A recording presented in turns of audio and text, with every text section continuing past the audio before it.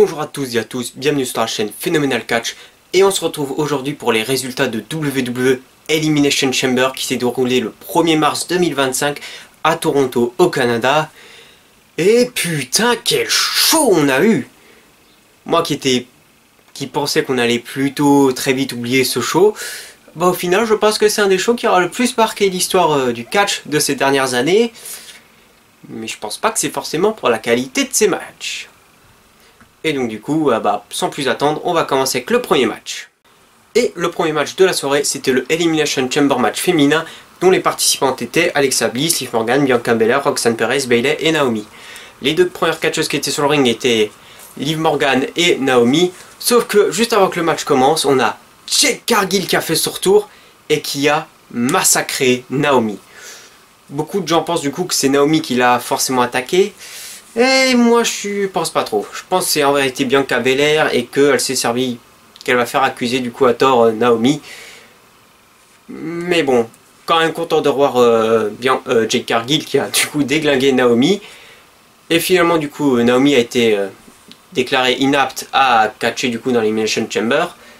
Du coup au final c'est techniquement la première éliminée. Finalement toutes les catcheuses s'enchaînent. On va pas vraiment détailler plus lors des éliminations. Juste que le trio final était Liv Morgan, Alexa Bliss et Bianca Belair. Alexa Bliss qui est rentrée en numéro 1, je trouve qu'elle a pas non plus fait grand chose dans le Chamber. Ils ont plutôt gardé ce côté mystique qu'elle a. Mais du coup, Alexa Bliss s'est fait éliminer par Liv Morgan. Sachant que j'avais pronostiqué une victoire de Alexa Bliss, je vous laisse deviner ma réaction. Surtout que je me suis dit qu'il ne reste plus que Liv Morgan et Bianca Belair. Du coup, je pense que ça va lancer une rivalité Alexa Bliss, Liv Morgan du côté de WrestleMania. Surtout que Liv Morgan vient de remporter le championnat par équipe et qu'il y a des rumeurs comme quoi Alexa Bliss pourrait rejoindre la Wyatt Six, donc ça pourrait même lancer une rivalité Wyatt Six Judgment Day pour WrestleMania, ce que d'ailleurs j'avais pronostiqué dans ma carte. Mais voilà, j'étais pas trop forcément fan de ce choix. On peut quand même pas critiquer Liv Morgan qui a fait peut-être la meilleure prestation du match. Elle s'est vraiment donnée, je crois que c'est elle qui a le plus d'éliminations. Du coup, elle s'est retrouvée en finale face à Bianca Belair. Bianca Belair qui a remporté le match. Et je dois avouer, j'ai trouvé ça très très bizarre. Parce que, vu qu'elle est quand même encore en équipe avec Naomi, et qu'elle a été anciennement en équipe avec Jade Cargill qui a fait son retour et qui a attaqué Naomi, je me suis dit que ok, on va se diriger vers un match à 3 à WrestleMania. Et là je me suis dit, je sais pas trop où ils se dirigent, je suis pas vraiment sûr de là où ils vont aller. Du coup, Bianca Belair est du coup la challengeuse au titre poids lourd des femmes du côté de WrestleMania. A noter que du coup on a eu Raw cette nuit que c'est Io Sky qui a remporté le titre. Donc je pense que là on va aussi se diriger vers un match triple menace entre Io Sky, Rhea Ripley et Bianca Belair pour Mania.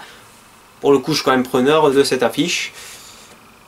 Mais par rapport à tout ce qu'il y a eu avec Jade Cargill en début du match, ouais, je trouvais ça bizarre. Mais sinon, dans le match, c'était pas forcément le plus grand Chamber match féminin. Je veux dire, il y a déjà eu des mieux. Enfin, je veux dire, il n'y a pas eu de spot marquant, pas mis à part le début de Jade Cargill, qui fait pas vraiment partie du match.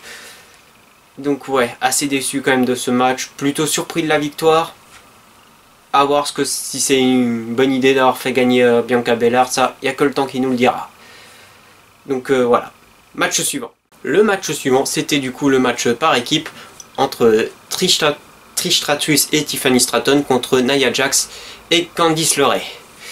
Si vous avez vu la vidéo pronostic, vous avez vu que c'était le match que j'attendais le moins et le match était pas ouf. Vraiment, il n'y a rien à redire. C'était cool de voir Trish Stratus catcher, mais voilà, pas grand chose d'autre à dire.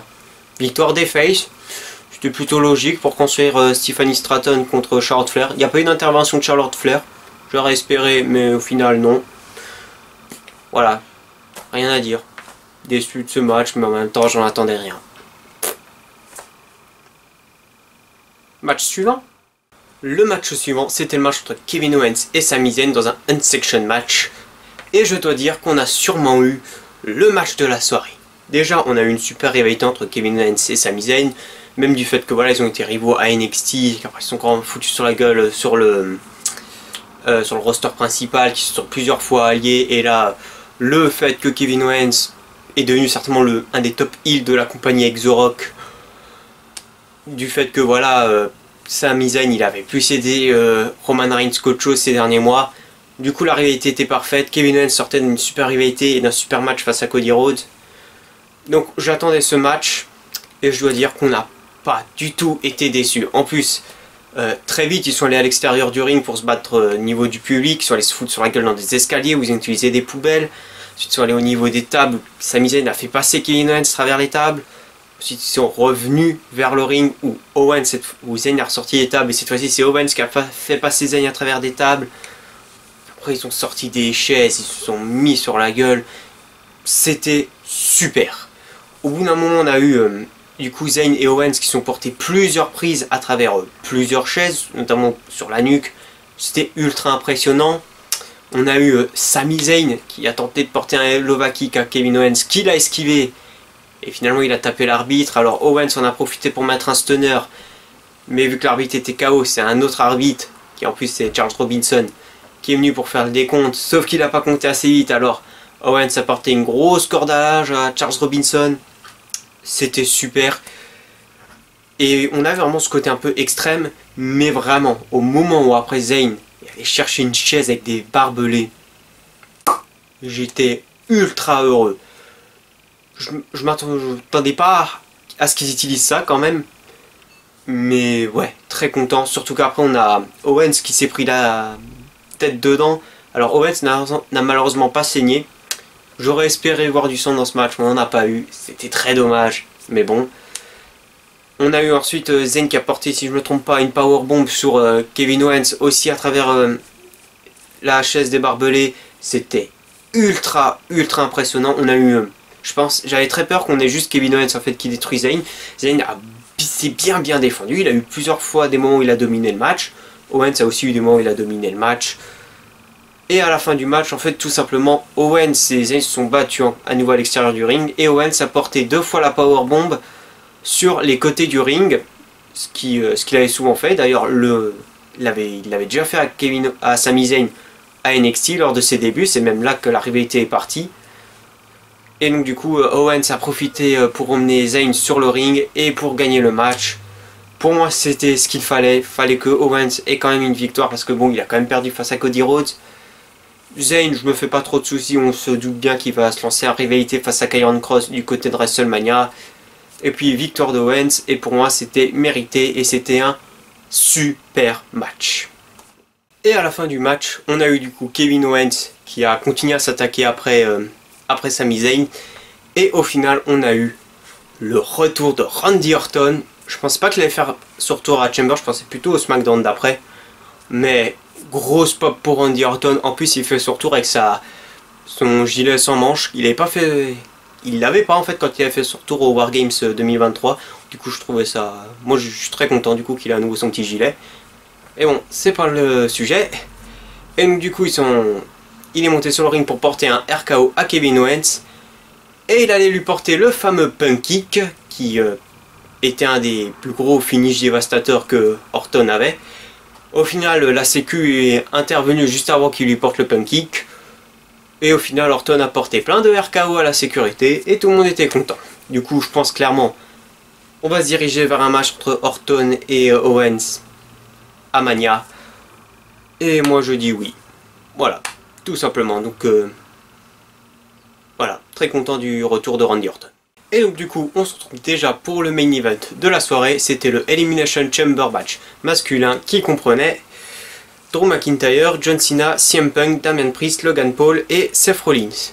Alors, on va très vite passer sur les premières éliminations, mais à savoir déjà que c'était un super match pour le coup par rapport au match féminin, Elimination Chamber féminin qui était un peu décevant quand même. Le Chamber match masculin était très bon. On a eu très vite les premiers éliminés. Alors le premier éliminé ça a été Drew McIntyre sur un roll-up. Putain que ça m'a énervé. Pourquoi vous faites perdre? Ces derniers temps McIntyre arrête pas de perdre sur des roll-up.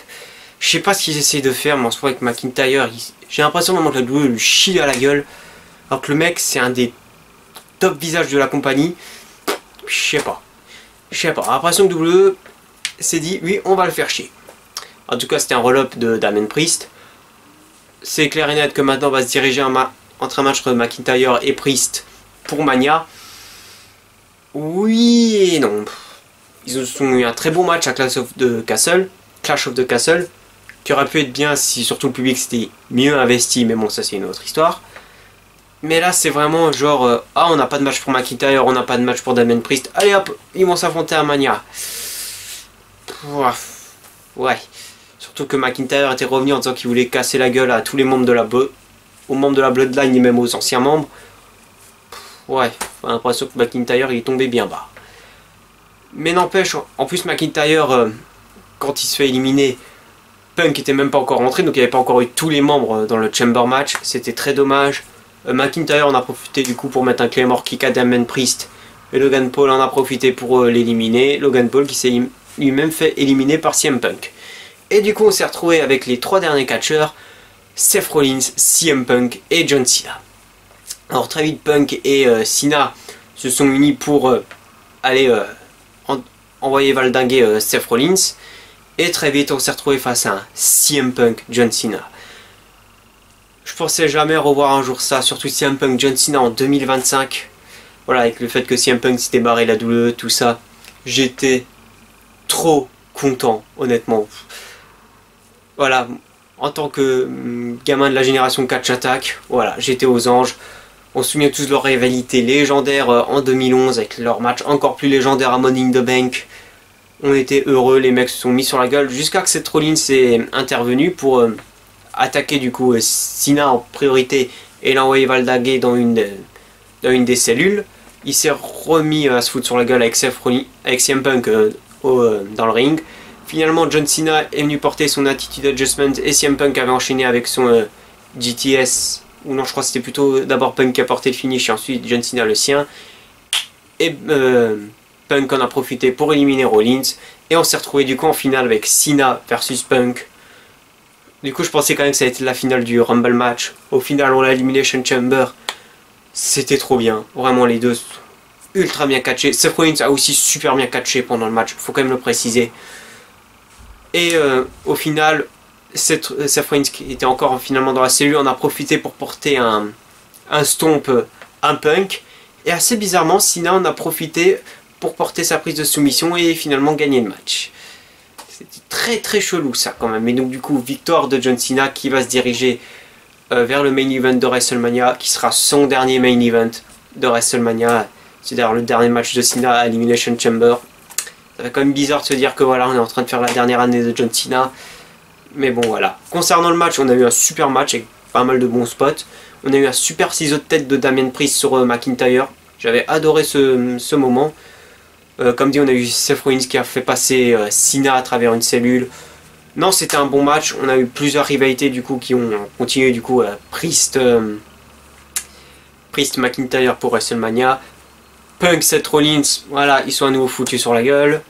On se doute bien du coup que ça va clairement amener un match de triple masse entre Roman Reigns, Seth Rollins et CM Punk à Mania.